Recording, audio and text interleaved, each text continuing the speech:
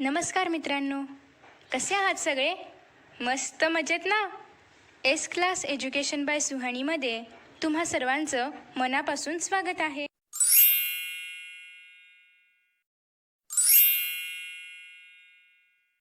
मित्रांनो, आज आपण पाहतोय 10th स्टँडर्ड जॉमेट्री आणि त्यातीलच तुम्हा सर्वांचा सगळ्यात आवडणारा आणि सगळ्यात सोपा असणारा टॉपिक तो म्हणजे सर्कल. फ्रेंड्स, मी ते लिहिले की the most easiest topic circle. तुम्हाला वाटेल सर्कल आणि इझी टॉपिक असं कसं काय शक्य आहे? तर शक्य आहे. आपल्याला माहिती आहे की आपण लहानपणापासून पाहतो की सर्कल असतो, सर्कल गोल असतो. हे तर तुम्हाला सगळ्यांना माहिती आहे, ते काही सांगायची गरज नाही आहे. मग या सर्कलला तुम्ही एवढे का घाबरताय? कारण तुमच्या मनामध्ये भीती आहे. आता तुम्ही रोज सर्कल वापरता व्हॉट्सअपवरती इमोजीसाठी, परत असा इमोजी असतो, असा इमोजी असतो. तर हे सर्कल्स आज आपल्याला पाहायचे आहेत. फक्त त्या सर्कलचे काही टाईप्स आहेत, काही प्रॉपर्टीज आहेत. जसं की आपण ट्रायंगलचे काही टाईप्स पाहिले होते, प्रॉपर्टीज पाहिल्या होत्या, थिअरम्स पाहिले होते, त्याचप्रमाणे सर्कलचं आहे. तर नेमकं आपल्याला सर्कल या आपल्या नवीन मित्राविषयी काय काय जाणून घ्यायचं आहे ते आपण पाहूया. तर पहिला आहे circles passing through 1 to 3 points. एका पॉईंटमधून किती सर्कल जाऊ शकतात, 2 पॉईंट्समधून किती सर्कल जाऊ शकतात, किंवा 3 पॉईंट्समधून सर्कल जाऊ शकतात का, किंवा किती जाऊ शकतात, हे आपल्याला शिकायचं आहे. याआधी पण आपण 9th स्टँडर्डला 8th स्टँडर्डला सर्कल म्हणजे काय, त्याला डायामीटर असते, त्याला कॉर्ड असतं, त्याला रेडियस असतं, हे सगळं पाहिलं आहे. मग याच्यामध्ये आपल्याला फक्त त्याची रिव्हिजन करायची आहे आणि काही नवीन गोष्टी सर्कलविषयी जाणून घ्यायच्या आहेत. ओके, सो हे झालं पहिला पॉईंट की आपल्याला पाहायचं आहे circles passing through 1 to 3 points. आता फर्स्ट ऑफ ऑल आपण हे जे सगळे टॉपिक्स आहेत ते रीड करूया आणि मग त्यानंतर आपण सर्कलला सुरुवात करणार आहोत. सेकंड पॉईंट आहे सेकंड अँड टँजंट. आता सेकंड आणि टँजंट कदाचित तुमच्यासाठी नवीन असेल, सो ते आपण शिकणारच आहोत. नेक्स्ट आहे सर्कल्स टचिंग इच अदर. आता सर्कल्स एकमेकांना टच करत आहेत म्हणजे काय, त्याच्यावरती आधारित थिअरम आहे, सो तो थिअरम आपण पाहणार आहोत. Arc of a circle. सर्कलचा आर्क म्हणजे काय तुम्हाला माहिती आहे. आपण याआधी पण ज्या 2 बेसिक आर्क्स आहेत त्या पाहिलेत, एक तर असतं मेजर आर्क, दुसरं असतं मायनर आर्क. ओके, त्याच्यानंतर inscribed angle and intercepted arc, हे पण आपण पाहणार आहोत. त्याच्यानंतर आहे सायकलिक क्वाड्रिलॅटरल. आता सायकलिक क्वाड्रिलॅटरल काय आहे, तर एक क्वाड्रिलॅटरल आहे ज्याच्या 4ही व्हर्टायसेसमधून एक काय पास होतो आहे, सर्कल. ॲक्च्युली थोडासा चुकला आहे माझा. ओके, सो त्याच्या 4ही व्हर्टायसेसमधून सर्कल पास होतो आहे. याच्यावरती आधारित थिअरम आहे. थिअरम म्हटलं की त्याचा कॉन्व्हर्स असणारच आहे, त्याचा कॉन्व्हर्स पण आहे. ओके, नेक्स्ट आहे सेकंड टँजंट अँगल थिअरम आणि त्याच्यानंतर आहे theorem of intersecting chords. Okay, so आता हे सगळे जे फक्त 8च थिअरम आहेत किंवा फक्त 8च टॉपिक आहेत ते आपण पटापट पाहणार आहोत. सो फर्स्ट या व्हिडिओमध्ये आपण पहिला टॉपिक पाहणार आहोत जे आहे circles passing through 1 to 3 points. Okay, हा पहिला टॉपिक आपण या व्हिडिओमध्ये पाहणार आहोत. सो फर्स्ट ऑफ ऑल त्यांनी आपल्याला सांगितलेलं आहे की तुम्ही हे आठवा की सर्कल म्हणजे काय असतं. तुम्ही हे आठवा की सर्कलचा सेंटर काय असतो, रेडियस काय असतो, डायमीटर काय असतो, कॉर्ड काय असतो, हे सगळं तुम्हाला आठवायचं आहे. आता हे आपण ऑलरेडी 9वीमध्ये पाहिलेलं आहे. आपण एकदा परत पाहूया की ते सगळ्यांचे डेफिनेशन्स काय आहेत. सो आता आपण पुन्हा एकदा 9वीला आलेलो आहोत आणि आता याच्यामध्ये आपल्याला जास्त काही नाही पाहायचं आहे, कारण तुम्हाला ऑलरेडी सर्कल म्हणजे काय माहिती आहे, सर्कलचं सेंटर म्हणजे काय ते माहिती आहे, रेडियस डायमीटर वगैरे सगळं माहिती आहे. सो आपण जस्ट रीड करणार आहोत एकदा की नेमकं सर्कल म्हणजे काय किंवा सर्कलचं सेंटर म्हणजे काय, डायमीटर वगैरे वगैरे वगैरे. ओके, सो फर्स्ट आपण पाहणार आहोत की सर्कल म्हणजे काय. The set of points in a plane which are equidistant from a fixed point in the plane is called a circle. म्हणजे काय, तर एक फिक्स्ड पॉईंट आहे, या फिक्स्ड पॉईंटपासून सेम डिस्टन्सवरती, इक्वल डिस्टन्सवरती पॉईंट्सचा सेट आहे. म्हणजे हे सगळे जे पॉईंट्स आहेत तर या एका फिक्स्ड पॉईंटपासून इक्वल डिस्टन्सवरती हे सगळे पॉईंट्स मी या ठिकाणी ड्रॉ केलेले आहेत. मग आता हे पॉईंट्स जेव्हा मी खूप काढणार, आता हे मी जरा विरळ काढलेले आहेत, लांब लांब काढलेले आहेत, तसे जेव्हा मी खूप जवळजवळ पॉईंट काढणार तेव्हा त्यापासून एक अशी त्यातून जेव्हा एक लाईन जाणार तेव्हा एक सर्कल तयार होणार. म्हणजे सर्कल कसा तयार होतो की एका फिक्स्ड पॉईंटपासून इक्वल डिस्टन्सवर जे हे सगळे पॉईंट्स मी ड्रॉ केलेले आहेत ते कसे इक्वल डिस्टन्सवरती आहेत, एका सेम प्लेनमध्ये आहेत आणि तेव्हा त्यापासून एक सर्कल तयार होतो आहे. मग हीच त्याची डेफिनेशन आहे या ठिकाणी की the set of points in a plane which are equidistant from a fixed point एका फिक्स्ड पॉईंटपासून इक्विडिस्टन्स आहेत पॉईंट्सचा एक सेट आहे. ओके, आता हे पॉईंट्स जर मी खूप जवळजवळ काढले तर नक्कीच ते इतके जवळजवळ येतील की त्यापासून एक सर्कल तयार होणार आहे. Is called as in the plane is called as circle. Okay, so हे झालं सर्कल म्हणजे काय. आता फर्स्ट ऑफ ऑल आपण पाहणार आहोत सेंटर ऑफ दी सर्कल. आता सर्कलचं सेंटर म्हणजे काय, सर्कल म्हणजे काय कळलं. आता सर्कलचं सेंटर म्हणजे काय की ज्या फिक्स्ड पॉईंटपासून म्हणजे एका फिक्स्ड पॉईंटपासून हे सगळे जे पॉईंट्स आहेत इतर हे सगळे काय आहेत इक्वल डिस्टन्सवरती आहेत. मग ज्या फिक्स्ड पॉईंटपासून हे सगळे पॉईंट्स इक्वी डिस्टन्स आहेत त्याला आपण काय म्हणणार आहोत, centre of the circle. Okay, understood. Next आता आपण पाहणार आहोत रेडियस म्हणजे काय, त्याच्यानंतर डायमीटर, कॉर्ड वगैरे वगैरे वगैरे. The segment joining the centre of the circle and a point on the circle is called a radius of the circle. आता आपण एक इथे सर्कल घेऊया. ॲक्च्युली मला सर्कल ड्रॉ करता येणार नाही याच्यावर, बट ट्राय करायला आपलं काय जातं आहे. ओके, हा झाला सर्कल, हा झाला त्याचा सेंटर. ज्याप्रमाणे आपण पाहिलं होतं की एक फिक्स्ड पॉईंट आहे त्याप्रमाणे हा काय आहे, सर्कलचा सेंटर आहे. ओके, नेक्स्ट आता इथून जी लाईन मी ड्रॉ केलेली आहे किंवा जो सेगमेंट मी ड्रॉ केलेला आहे तो काय आहे, रेडियस ऑफ सर्कल, जो की सर्कलच्या सेंटरला जॉईन करतो आहे. त्याचबरोबर या सर्कलच्या पॉईंटला, कारण आपण पाहिलेलं आहे की सर्कल सेट ऑफ पॉईंट्सपासून बनलेलं आहे म्हणजे या प्रत्येक ठिकाणी पॉईंट्स आहेत. मग the segment joining the centre of the circle and the point on the circle म्हणजे हा सर्कलवरच्या एका पॉईंटला जॉईन करतो आहे, याला आपण काय म्हणणार आहोत, रेडियस. ओके, याला आपण जरा वेगळ्या कलरमध्ये दाखवूया.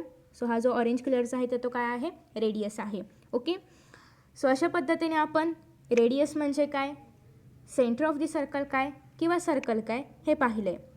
सो नेक्स्ट आता आपल्याला पाहायचं आहे the distance of a point on the circle from the centre of the circle is also called the radius of the circle. आता रेडियसची अजून एक डेफिनेशन आहे, ती काय आहे तर हा एक सर्कल आहे, इथे एक सेंटर आहे आणि हे रेडियस आहे. So the distance of the point on the circle from the centre. मग सर्कलवरती हे जे काही पॉईंट्स आहेत हे टू या सेंटरचा डिस्टन्स म्हणजे काय, रेडियस. ओके, दोघांचाही अर्थ तोच आहे, शब्द वेगळे आहेत, कॉन्सेप्ट सेम आहे. सो नेक्स्ट आता आपल्याला पाहायचं आहे की कॉर्ड म्हणजे काय. सर्कलमध्ये कॉर्ड असते माहिती आहे ना. सो ती कॉर्ड म्हणजे काय, आता ही आहे कॉर्ड, पण याची डेफिनेशन काय आहे. ॲक्च्युली ह्या सर्कलच्या ऐवजी बटाटा दिसतो आहे, आपण जरा सर्कल ड्रॉ करूया. ओके, हा आहे सर्कल. सो इथे आपलं आहे सेंटर, हे झालं आपला रेडियस. आता इथे मी कॉर्ड ड्रॉ करते.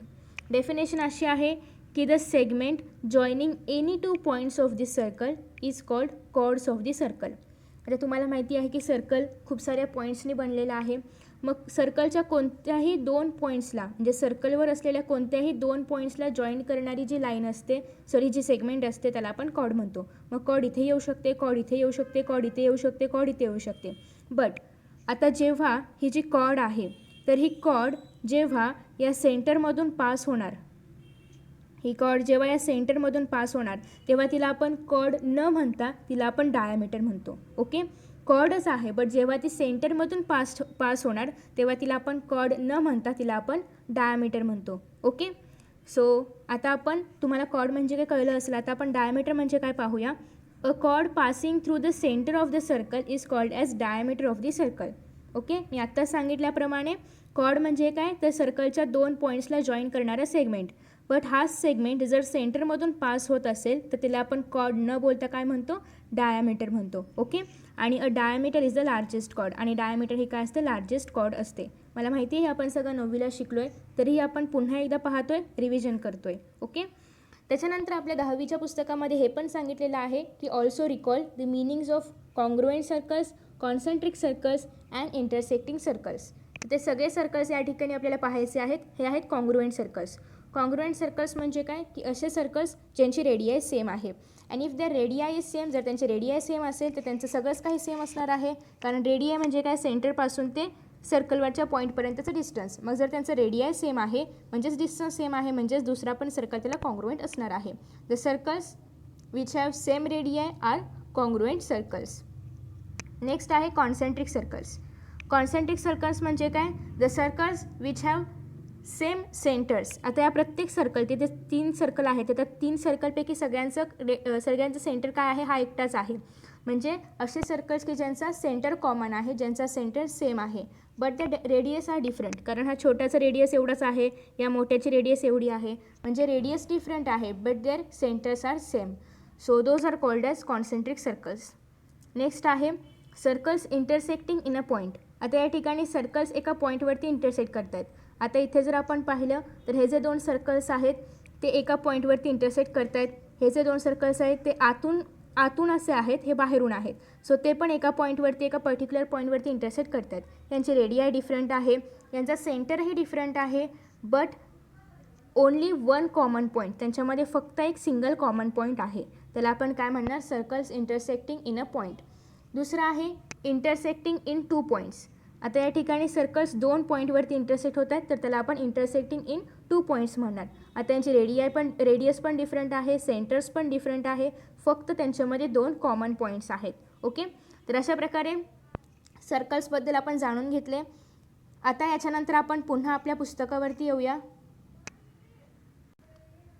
तर आपल्या पुस्तकामध्ये पण तेच सांगितलं आहे की कॉन्ग्रुएंट सर्कल्स म्हणजे काय, कॉन्सेंट्रिक सर्कल्स म्हणजे काय आणि इंटरसेक्टिंग सर्कल्स म्हणजे काय, जे की आपण ऑलरेडी पाहिलेलं आहे. ओके, सो नेक्स्ट आता आपण पाहणार आहोत याच्या पुढचं जे आहे एक ॲक्टिव्हिटीच्या फॉर्ममध्ये आहे. सो मी लिहिलं होतं थंबनेलमध्ये की आपण सगळे कॉन्सेप्ट्स, इन्फॉर्मेशन आणि ॲक्टिव्हिटीज पाहणार आहोत. सो पहिली ॲक्टिव्हिटी आहे जी आहे इन दी एडजॉइनिंग फिगर, म्हणजे या ठिकाणी आपल्याला एक फिगर दाखवलेली आहे. तर या फिगरमध्ये सेग DE, हे जे सेग DE आहे जे की तुम्ही या ठिकाणी पाहू शकता, हे जे सेग DE आहे हे काय आहे? कॉर्ड. ओके, तुम्हाला माहिती आहे की जे सर्कलच्या 2 पॉईंट्सला, कुठल्याही 2 पॉईंट्सला जॉईन करते तर ती सर्कलची कॉर्ड असते. यासाठी आपण पुन्हा एकदा सगळ्या कॉन्सेप्ट्स पाहिल्या होत्या की आपल्याला कळावं. Of a circle with centre C, सर्कलचं सेंटर काय आहे? C आहे. ओके, त्याच्यानंतर seg CF is perpendicular to seg DE. आता या ठिकाणी जे CF आहे, ओके, ही काय आहे? DEला परपेंडिक्युलर आहे. जे CF आहे ही DEला परपेंडिक्युलर आहे. If the diameter of circle is 20 centimetre. आता सर्कलचं डायमीटर इथे दाखवलं आहे का? दाखवलं आहे? कुठे? नाही दाखवलं आहे. सो आपल्याला सर्कलचा आधी एक डायमीटर आपण काढून घेऊया. सो या ठिकाणी मी एक डायमीटर ड्रॉ करते. ओके, हा आहे सर्कलचा डायमीटर. सर्कलचा डायमीटर म्हणजे जो सर्कलच्या दोन्ही पॉईंट्सला जॉईन करतो आणि सोबतच तो सेंटरमधून पण जातो. सो या ठिकाणी आपण इथे O नाव देऊया डायमीटरच्या एका पॉईंटला. सो या ठिकाणी डायमीटरचं मेजरमेंट काय आहे? 20 सेंटीमीटर आहे. आणि DE, या ठिकाणी जे DE आहे जे की कॉर्ड आहे त्याचं मेजरमेंट आहे 16 centimetre. So we have to find out CF आपल्याला फाइंड आउट करायचं आहे. ओके, या ठिकाणी काय आहे? CF. सो आधी तर आपण हे एकतर सॉल्व करूया आणि मग या ठिकाणी आपल्याला सांगितले की recall and write theorems and properties which are useful to find the solution. आता कोणत्या कोणत्या प्रॉपर्टीज आपण वापरणार आहोत या ठिकाणी हे सोल्युशन फाइंड आउट करण्यासाठी ते आपल्याला इथे लिहायचे आहेत. बट त्याआधी आपण हे सॉल्व करूया आणि मग त्या कोणत्या प्रॉपर्टीज होत्या त्या आपण इथे लिहिणार आहोत. या ठिकाणी एक प्रॉपर्टी त्यांनी ऑलरेडी लिहून दिलेली आहे की the perpendicular drawn from centre to a chord. आता जेव्हा आपण एखादं परपेंडिक्युलर ड्रॉ करतो सर्कलच्या सेंटरपासून टू सर्कलच्या कॉर्डपर्यंत, तेव्हा ते काय करतं? या कॉर्डला 2 इक्वल पार्ट्समध्ये बायसेक्ट करतं. सो हा जो थिअरम आहे हा अर्धवट आहे, आपण त्याला पूर्ण करूया की the perpendicular drawn from centre to a chord bisects the chord. Okay, या ठिकाणी तुम्हाला स्क्रीनवरती सगळे थिअरम्स पाहायला मिळणार आहेत. सो पहिल्यांदा तर आपण जाणून घेऊया की नेमका हा थिअरम काय आहे. जसं की या ठिकाणी लिहिलेलं आहे की जेव्हा पण एखादा परपेंडिक्युलर आपण सेंटरपासून ड्रॉ करतो to the chord of the circle, तर तो काय करतो? या ठिकाणी कॉर्डला बायसेक्ट करतो. So the perpendicular drawn from centre to a chord bisects the chord. हे झालं आपला फर्स्ट थिअरम. ओके, आता या ठिकाणी आपल्याला DEचं मेजरमेंट काय सांगितलेलं होतं? DEचं मेजरमेंट आपल्याला 16 सांगितलं होतं. म्हणजे आता हा जो DE आहे तो बायसेक्ट झाला आहे, म्हणजे या ठिकाणी 8 येणार आहे, या ठिकाणी 8 येणार आहे. ओके, का तर याने काय केलेलं? बायसेक्ट केले म्हणजे 2 इक्वल पार्ट्समध्ये डिवाइड केलं आहे. जर तो पूर्ण 16 असेल तर हाफ काय येणार आहे? 8 येणार आहे. ओके, सो नेक्स्ट आता या ठिकाणी आपण एक डायमीटर ड्रॉ केली होती जिचं मेजरमेंट काय होतं? 20 सेंटीमीटर. नाव होतं DO. ओके, आता या ठिकाणी डायमीटर जे आपण ड्रॉ केलेलं आहे तर डायमीटर हे काय असतं? आता या सर्कलचं जर आपण रेडियस फाइंड आउट करायचं म्हटलं तर डायमीटरचे हाफ काय असतं? रेडियस. ओके, सो या ठिकाणी आपण ती पण प्रॉपर्टी वापरू शकतो कारण आपल्याला रेडियस फाइंड आउट करायचं आहे. आता आपल्याला रेडियस का फाइंड आउट करायचं आहे? तर जर आपल्याला रेडियस माहिती असेल, हे माहिती असेल, तर हे आपण कसं करणार? By the use of Pythagoras theorem. Okay, so आपण आता रेडियस फाइंड आउट करूया.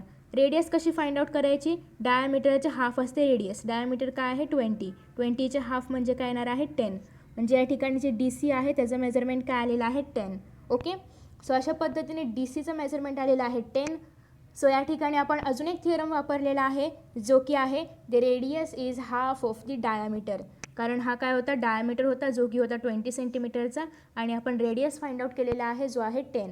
म्हणजे radius is half of the diameter हा दुसरा थिअरम आपण वापरला. ओके, म्हणजे आता आपल्याकडे रेडियसचे मेजरमेंट्स आलेले आहेत. हे आहे 10 जे आहे डी सी, हे आहे 8 जे आहे डी एफ. आता आपल्याला फाइंड आउट करायचं आहे C F.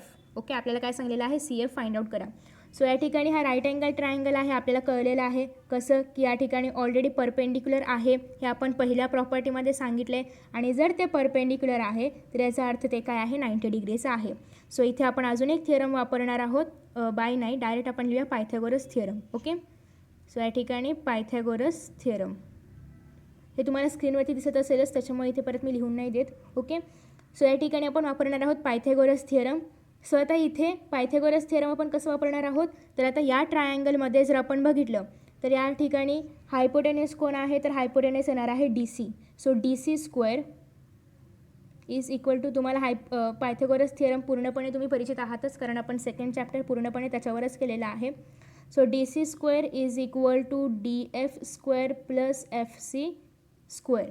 So D C square काय आहे, 10 square is equal to D F square काय आहे, 8 square plus F C square माहिती आहे का, नाही माहिती. एफ सीच्या ऐवजी आपण सी एफ घेऊया, तेच राहणार आहे. 10चा स्क्वेअर होतो 100, 8चा स्क्वेअर होतो 64, त्याला आपण इकडे शिफ्ट केलं तर -64 होईल, is equal to C F square. So जेव्हा 100मधून 64 मायनस होणार तेव्हा या ठिकाणी काय राहणार आहे, या ठिकाणी राहणार आहे 6 आणि इथे राहणार आहे 3. सो 36 इज इक्वल टू राहणार आहे सी एफ स्क्वेअर. आता 36 इज इक्वल टू आलेला आहे सी एफ स्क्वेअर. आपल्याला सी एफ स्क्वेअर पाहिजे का, तर नाही, आपल्याला फक्त सी एफ पाहिजे. सो आता या ठिकाणी आपण काय लिहिणार आहोत, C F is equal to √36. So 36चं स्क्वेअर रूट काय आहे 6. So 6 centimetre is equal to C F, जे की आपलं उत्तर आलेलं आहे. आपण सी एफचं मेजरमेंट फाइंड आउट केलेलं आहे with the help of Pythagoras theorem. Okay, so अशा पद्धतीने या ठिकाणी आपण 3 थिअरम्स वापरलेले आहेत. पहिला थिअरम होता the perpendicular drawn from the centre to the chord it bisects the chord. Okay, तुम्हाला या ठिकाणी थिअरम्स पाहायला मिळत आहेत सगळे 3च्या 3. दुसरा आहे the radius is half of the diameter, जे की आपण या ठिकाणी वापरला होता. तिसरा आहे पायथागोरस थिअरम, जे की आपण सी एफ काढण्यासाठी वापरला होता. ओके, तुम्ही थिअरम्स लिहून घेऊ शकता.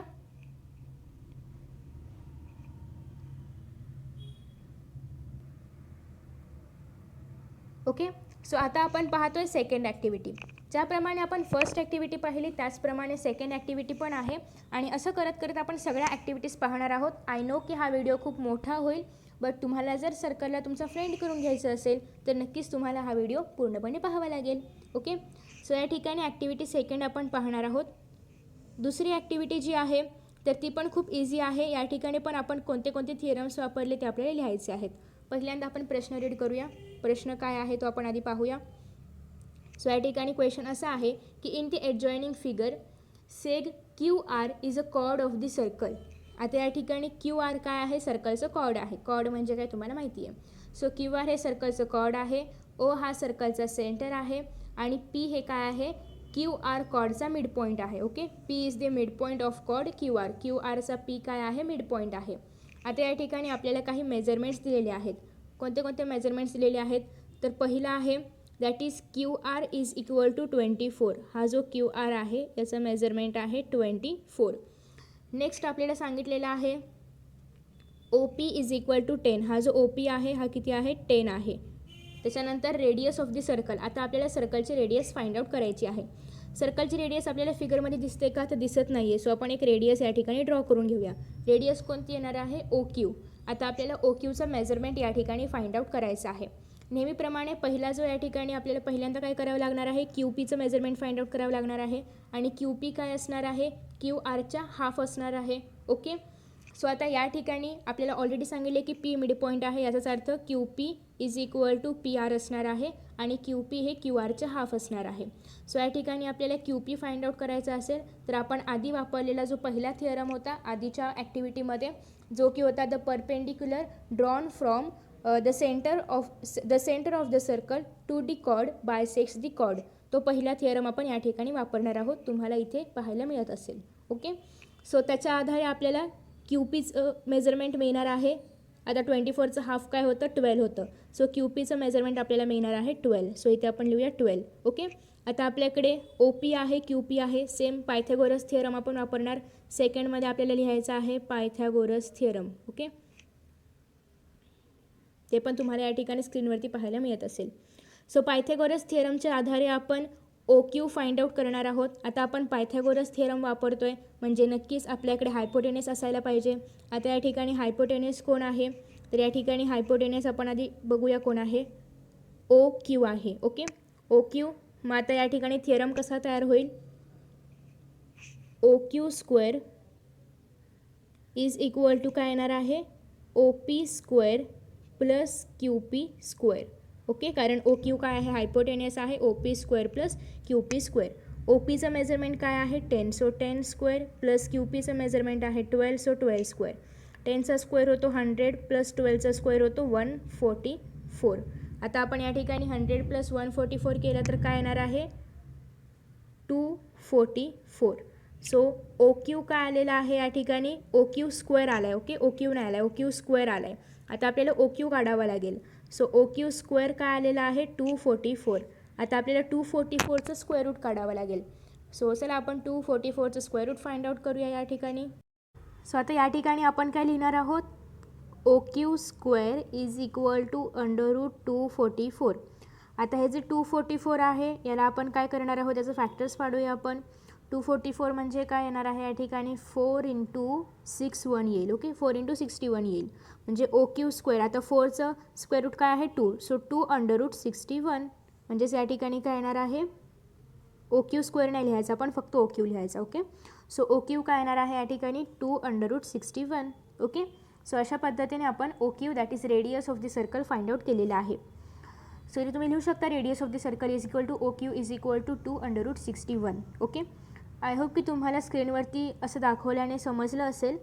मी बुकवरती सॉल्व करत नाही आहे, सो तुम्हाला स्क्रीनवरती समजलं असेल. नेक्स्ट आता आपण पाहणार आहोत activity number 3. So activity number 3 पण त्याचप्रमाणे आहे, बट या ठिकाणी आपल्याला थिअरम्स लिहायचे होते. यांनी इथे ऑलरेडी थिअरम्स आपल्याला लिहून दिलेले आहेत आणि त्यातला कोणता बरोबर आहे ते आपल्याला घ्यायचं आहे आणि हे सॉल्व करायचं आहे. सो आधी आपण हा क्वेश्चन पाहूया काय आहे. इन द ॲडजॉइनिंग फिगर, या फिगरमध्ये एम इज द सेंटर, या ठिकाणी एम काय आहे, सर्कलचा सेंटर आहे. And A B is diameter, आणि ए बी काय आहे, सर्कलचं डायमीटर आहे. सो आपल्याला सांगितलेलं आहे की M S is perpendicular to A D. M S काय आहे, सेग ए डीला किंवा कॉड ए डीला काय आहे, परपेंडिक्युलर आहे. आणि एम टी जे आहे, सॉरी या ठिकाणी एम टी जे आहे तर ते ए सीला परपेंडिक्युलर आहे. ओके, एम एस जे आहे तर ते ए डीला परपेंडिक्युलर आहे आणि एम टी जे आहे तर ते ए सीला परपेंडिक्युलर आहे. आणि आपल्याला हेही सांगितलेलं आहे की अँगल डी ए बी, म्हणजे या ठिकाणी जो अँगल आपल्याला दाखवलेला आहे कोणता, डी ए बी. ओके, हा जो अँगल आहे तर तो कॉन्ग्रुएंट आहे सी ए बी या अँगलला. म्हणजे हे दोन अँगल्स कसे आहेत, कॉन्ग्रुएंट आहेत, जे की या ठिकाणी आपल्याला सिम्बॉलने दाखवलेलं आहे. ओके, आणि हे दोन कसे आहेत 90 डिग्रीज आहेत कारण दे आर परपेंडिक्युलर. सो आपल्याला हे प्रूव्ह करायचं आहे की कॉर्ड ए डी, हे जे कॉर्ड ए डी आहे is congruent to chord A C, chord A सीला कॉन्ग्रुएंट आहे. ओके, हे आपल्याला प्रूव्ह करायचं आहे. सो आपल्याला या ठिकाणी काही थिअरम्स दिलेले आहेत की यापैकी कोणता थिअरम तुम्ही यूज कराल असंही विचारले. पहिला थिअरम आहे the chord which are equidistant from the centre are equal in length. Okay, असे कॉर्ड्स की जे सेंटरपासून इक्विडिस्टन्स आहेत. आता हे जे दोन कॉर्ड्स आहेत ए डी आणि ए सी, ते सेंटरपासून जर इक्विडिस्टंट असतील, म्हणजेच या ठिकाणी जर एस एम, हे जे एस एम आहे किंवा जे एम एस आहे ते जर कॉन्ग्रुएंट आलं एम टीला तर हे काय येणार आहे, इक्वल येणार आहे. आणि जर हे डिस्टन्स इक्वल आलं तर A D will congruent to A C. Okay, next कोणता आहे, congruent chords of a circle are equidistant from the centre. आता जे कॉन्ग्रुएंट कॉर्ड्स आहेत म्हणजे कॉन्ग्रुएंट कॉर्ड्स जे आहेत तर ते सेंटरपासून इक्विडिस्टन्सवरती असतात आणि जो पहिला थिअरम आहे त्याचा अर्थ काय आहे की त्यांचं लेंथ इक्वल असतं, म्हणजे ए डीचं लेंथ ए सीच्या इक्वल असणार आहे. आणि दुसरा पॉईंट पण तोच आहे की या ठिकाणी A D is equal to असणार आहे ए सी. ओके, मग यासाठी तुम्ही खालीलपैकी कोणत्या टेस्ट वापराल असं त्यांनी विचारलेलं आहे. पहिला आहे SAS म्हणजे side angle side, angle side angle, side side side, angle angle side, hypotenuse side test. Okay, तर या टेस्टपैकी कोणती टेस्ट वापराल आणि हे सॉल्व कराल आणि ते आपल्याला सॉल्व पण करायचं आहे. तर हे तुम्हाला सॉल्व करण्यासाठी काय करावं लागेल तर या ठिकाणी पहिल्यांदा आपल्याला हे जे दोन ट्रायंगल्स आहेत हे कॉन्ग्रुएंट दाखवावे लागतील आणि हे दोन ट्रायंगल्स एकदा का कॉन्ग्रुएंट आले की मग आपण SM कॉन्ग्रुएंट दाखवू शकतो MTशी आणि मग the chords which are equidistant from the centre of the circle are congruent, अशा पद्धतीने आपण AD आणि AC इक्वल दाखवू शकतो. पहिल्यांदा आपण हे दोन ट्रायंगल घेऊया, ट्रायंगल SAM आणि दुसरा आपला जो ट्रायंगल आहे तर तो आहे ट्रायंगल MAT. ओके, या दोन ट्रायंगल्समध्ये पहिल्यांदा आपण हा जो अँगल आहे तर तो कॉन्ग्रुएंट आहे असं लिहूया, कारण आपल्याला ऑलरेडी क्वेश्चनमध्ये दिलेला आहे. Angle SAM is congruent to कोणाला आहे, अँगल MATला. ओके, कारण ते ऑलरेडी क्वेश्चनमध्ये सांगितले. नंतर आपण हा अँगल कॉन्ग्रुएंट आहे असं दाखवूया, कारण हा काय आहे 90 डिग्रीचा आहे, त्याच्यामुळे ते दोघं पण कॉन्ग्रुएंट येणार आहेत. MSA is congruent to angle MTA. Okay, MTA. आता या ठिकाणी जर आपण बघितलं तर AM ही जी साईड आहे तर ही दोघांमध्ये पण सेम आहे. या ठिकाणी आपण लिहू शकतो की सेगमेंट किंवा तुम्ही याला रेडियस घेऊ शकता किंवा साईड पण घेऊ शकता. AM is congruent to AM का तर इट इज कॉमन साईड, इथे तुम्ही लिहू शकता की it is common. Okay, common पण लिहू शकता. आता इथे अँगल साईड म्हणजे A टेस्ट आपण वापरलेली आहे. ओके, अँगल साईड जी की आहे चौथी टेस्ट. आपल्याला प्रश्न दुसऱ्यामध्ये विचारलेली आहे की कोणती टेस्ट वापराल. अँगल साईड टेस्ट आपण या ठिकाणी वापरलेली आहे. ओके, आता अँगल साईड टेस्टच्या आधारे आपण असं लिहू शकतो, तुम्ही इथे लिहा की बाय अँगल साईड टेस्ट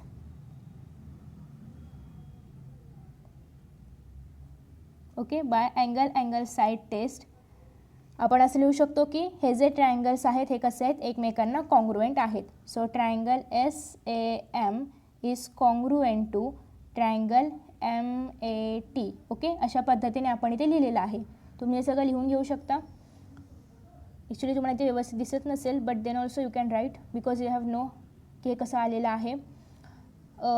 आता आपण याच्या पुढचं स्टेप पाहणार आहोत.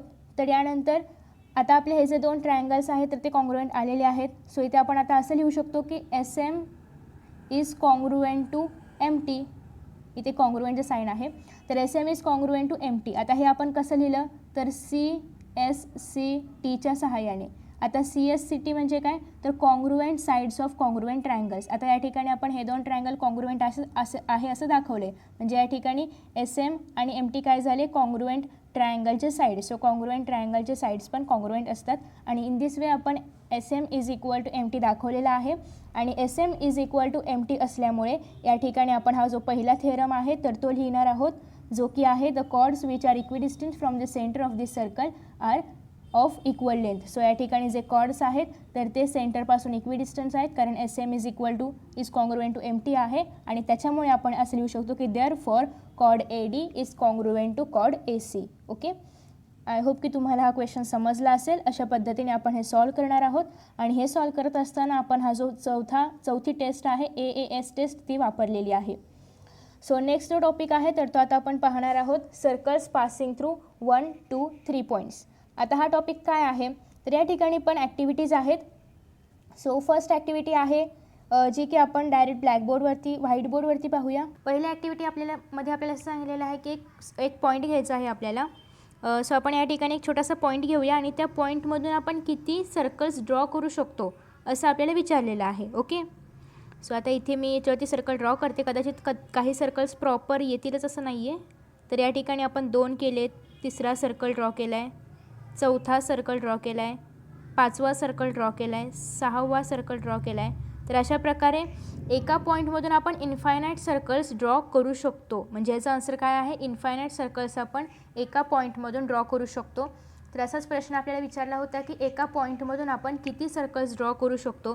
तर एका पॉईंटमधून आपण इन्फायनाईट सर्कल्स ड्रॉ करू शकतो असं त्याचं आन्सर आहे, जे की फिगर 3.4मध्ये आपल्याला पेज नंबर 48वरती दाखवलेला आहे. त्याच्यानंतर नेक्स्ट आपल्याला विचारलेलं आहे, त्याच्यानंतर आता आपल्याला सेकंड पॉईंट जो आहे तर सेकंड याच्यामध्ये विचारलेला आहे की 2 जर पॉईंट्स असतील, आता या ठिकाणी आपण एक पॉईंट घेतला होता. सो 2 जर पॉईंट असतील तर 2 पॉईंट्समधून किती सर्कल्स पासआउट होऊ शकतात. जसं की हे 2 पॉईंट्स आहेत, हे तुम्ही घरी पण करून बघू शकता. आता हा एक पहिला सर्कल आहे, हा एक दुसरा सर्कल आहे, यातून अजून मोठा एक सर्कल जाऊ शकतो, परत यातून अजून एक सर्कल जाऊ शकतो. ओके, हा जरा चुकला आहे, याला आपण बाजूला ठेवूया. ओके, हा एक सर्कल जाऊ शकतो. असे खूप सारे सर्कल्स 2 डिस्टिंक्ट पॉईंटमधून पासआउट होऊ शकतात. ओके, सो या ठिकाणी पण 2 जर लांब पॉईंट्स असतील तर 2 पॉईंट्समधून पण इन्युमरेबल इन्फिनाईट सर्कल्स पासआउट होऊ शकतात. 1 पॉईंटमधून पण असंख्य सर्कल्स पासआउट होऊ शकतात. 2 पॉईंट्समधून पण इन्युमरेबल किंवा इन्फिनाईट सर्कल्स या ठिकाणी पासआउट होऊ शकतात असं आपल्याला दिसतंय. त्याच्यानंतर थर्ड त्यांनी काय विचारलेलं आहे, आता आपण 2 पॉईंट्स घेऊन बघितले, 1 पॉईंट घेऊन बघितलं, मग जर 3 पॉईंट्स असतील तर मग किती सर्कल्स पासआउट होतील असं त्यांनी विचारलेलं आहे. पहिल्यांदा तर त्यांनी सांगितलेलं आहे 3 पॉईंट्समधून फक्त एकच सर्कल पासआउट होऊ शकतो. तुम्ही हे तुमच्या वहीवरती वगैरे काढून पाहू शकता, तुम्हाला कळेल त्या ठिकाणी. ओके, आता हे झालं की 3 वेगवेगळे सर्कल्स असतील तर त्यामधून फक्त एक आणि एकच सर्कल पासआउट होऊ शकतो. ओके, तुम्ही घरी इन्स्ट्रुमेंट असतील, तुमच्याकडे कंपास वगैरे असेल तर तुम्ही करू शकता. आता इथे कसं आहे, मोबाईलवरती ना व्यवस्थित ड्रॉ नाही करता येते. ओके, म्हणजे कोलिनियर जर सर्कल्स आपण ड्रॉ केले तर कोलिनियर सर्कल्समधून कोलिनियर पॉईंट्समधून किती सर्कल्स पासआउट होऊ शकतात. तर कोलिनियर पॉईंट्समधून एकही सर्कल पासआउट नाही होऊ शकत. 2 पॉईंट्समधून होऊ शकतात, बट या तिसऱ्या पॉईंटमधून सर्कल पासआउट नाही होऊ शकत. तर अशा पद्धतीने या ठिकाणी आपल्याला सर्कल किती पॉईंट्समधून किती सर्कल पासआउट होतात हेच पहिल्या ॲक्टिव्हिटीमध्ये म्हणजे ही जी ॲक्टिव्हिटी आहे त्याच्यामध्ये सांगितलेलं आहे. सो नेक्स्ट आता आपण पाहूया. सो या ठिकाणी त्याच ॲक्टिव्हिटीज आपल्याला सांगितलेल्या होत्या की किती पॉईंट्समधून किती सर्कल पासआउट होत आहेत. त्याच्यानंतर इथे 2 पॉईंट्समधून किती होत आहेत, 3 पॉईंट्समधून किती होत आहेत आणि 3 कोलिनियर पॉईंट्समधून किती होत आहेत. आता या ठिकाणी लेटेस्ट रिकॉलमध्ये आहे की infinite circles pass through 1 point. एक पॉईंट असेल तर एका पॉईंटमधून इन्फिनाईट सर्कल्स पास होतात. त्याच्यानंतर दुसरं आहे की infinite circles pass through 2 distinct points, आणि जर 2 पॉईंट्स असतील तर 2 पॉईंट्समधून पण इन्फिनाईट सर्कल्स पासआउट होतात. तिसरं आहे की there is a unique circle passing through 3 non collinear points. 3 non collinear points असेल तर त्यातून फक्त एकच सर्कल पास होतो, एक युनिक सर्कल पास होतो. आणि जर 3 कोलिनियर पॉईंट्स असेल, कोलिनियर म्हणजे काय तर एका सरळ रेषेमध्ये, तर त्यातून एकही सर्कल पासआउट होत नाही, कारण या तिन्हीमधून जायला पाहिजे. या ठिकाणी हा फक्त 2मधूनच जातो आहे. एकतर तो या 2मधून जाईल किंवा या 2मधून जाईल किंवा या 2मधून जाईल. तर अशा पद्धतीने जर कोलिनियर पॉईंट्स असेल तर त्यामधून एकही सर्कल पासआउट नाही होत. सो आता यानंतर आपल्याला पाहायचं आहे tangent and secant. Okay, so पहिल्यांदा तर टँजंट म्हणजे काय आणि सेकंट म्हणजे काय ते आपण पाहूया. सो या ठिकाणी हा एक सर्कल आहे, ही एक लाईन आहे. ओके, आता ही लाईन जेव्हा या सर्कलला एका पॉईंटवरती टच करेल, फक्त 1 पॉईंटवरती, जेव्हा ही लाईन या सर्कलला एकाच पॉईंटवरती टच करेल तर तेव्हा तिला आपण म्हणणार आहोत टँजंट. आणि जेव्हा ही लाईन सर्कलच्या कोणत्याही 2 पॉईंट्समधून पासआउट होईल म्हणजे बाहेर येईल, कारण आधी आपण पाहिलं होतं की जे कॉर्ड असेल तर ते फक्त 2 पॉईंटला टच करतं, बट सेकंड जे आहे तर जेव्हा आपण एखाद्या कॉर्डला एक्सटेंड करू तर ते सेकंड होणार आहे.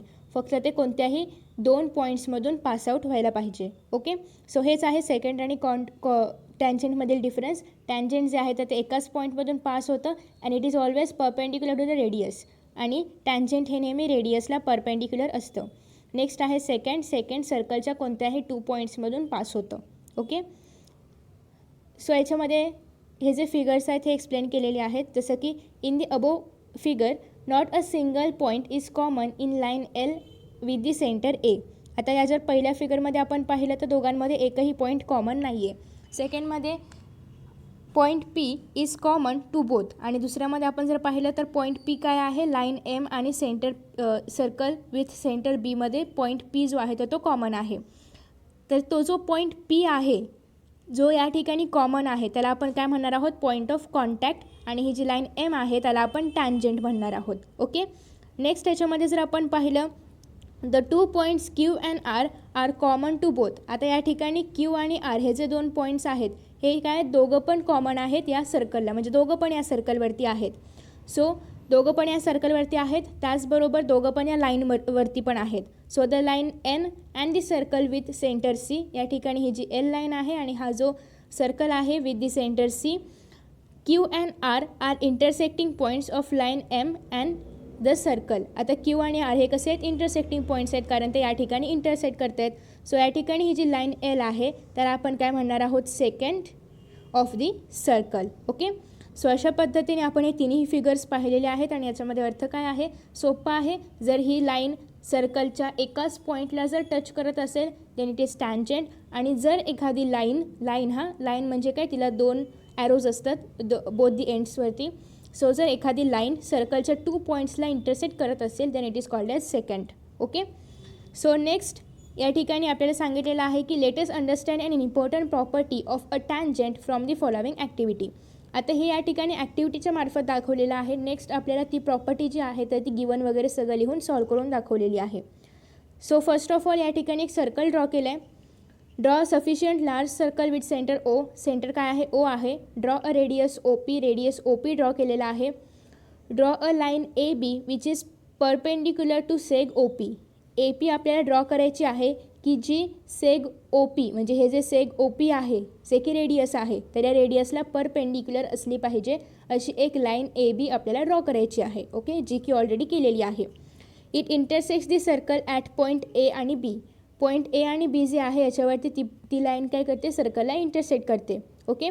Imagine that line slides towards point P.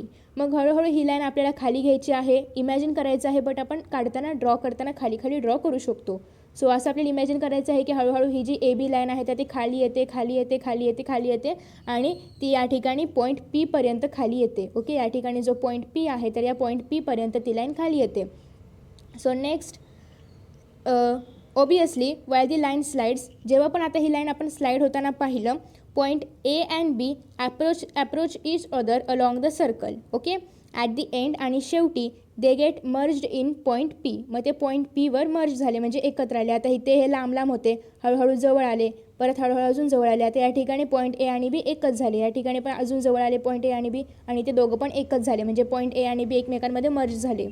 So but the angle between the radius O P and the line will remain right angle triangle. But जरी असं झालं असलं तरीही या ठिकाणी पण राईट अँगल ट्रायंगलच आहे. म्हणजे आपण जर पाहिलं तर या ठिकाणी ही जी ए बी लाईन आहे ती कितीही खाली गेली किंवा त्यातले पॉईंट जरी मर्ज झाले तर या ठिकाणी अँगल मात्र कोणता आहे, राईट अँगल ट्रायंगलच आहे. ओके, तेच या ठिकाणी आपल्याला या ॲक्टिव्हिटीमधून सांगायचं आहे.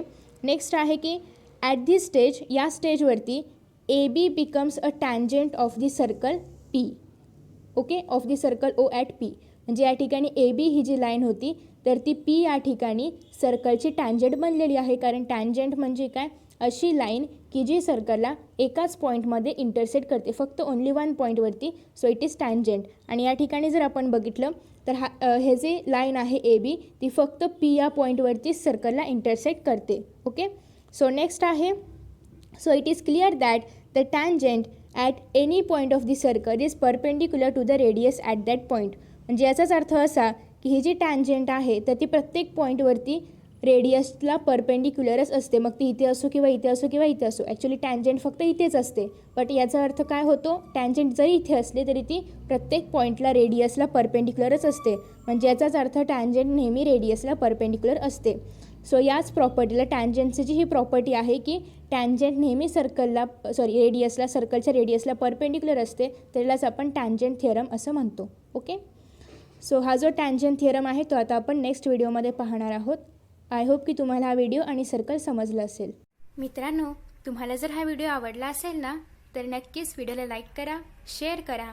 त्याचबरोबर यांसारखे नवनवीन व्हिडिओज पाहण्यासाठी चॅनलला सबस्क्राईब करा आणि नोटिफिकेशन बेल आयकॉनवर क्लिक करा. म्हणजेच मी जेव्हा यांसारखे नवनवीन व्हिडिओज अपलोड करेन तेव्हा तुम्हाला त्याचं नोटिफिकेशन मिळत राहील. मित्रांनो, असेच छान आणि मस्त व्हिडिओ या चॅनलवरती अवेलेबल आहेत. त्याचबरोबर 10th स्टँडर्डच्या सर्व विषयांचे व्हिडिओज देखील अवेलेबल आहेत. आणि हे सगळे व्हिडिओज पाहण्यासाठी डिस्क्रिप्शन बॉक्समध्ये ज्या लिंक्स दिलेल्या आहेत त्यावर तुम्ही क्लिक करून हे सगळे व्हिडिओज पाहू शकता. चला तर मित्रांनो, आता या ठिकाणी आपण इथेच विश्रांती घेऊया. पुन्हा भेटूया नवीन पाठासोबत, नवीन व्हिडिओसोबत, नवीन टॉपिकसोबत. तोपर्यंत पाहत रहा S class education by Suhani. तेही सुहानी सूर्यवंशी या चॅनलवरती. So friends, thank you so much for watching this video. See you in next video.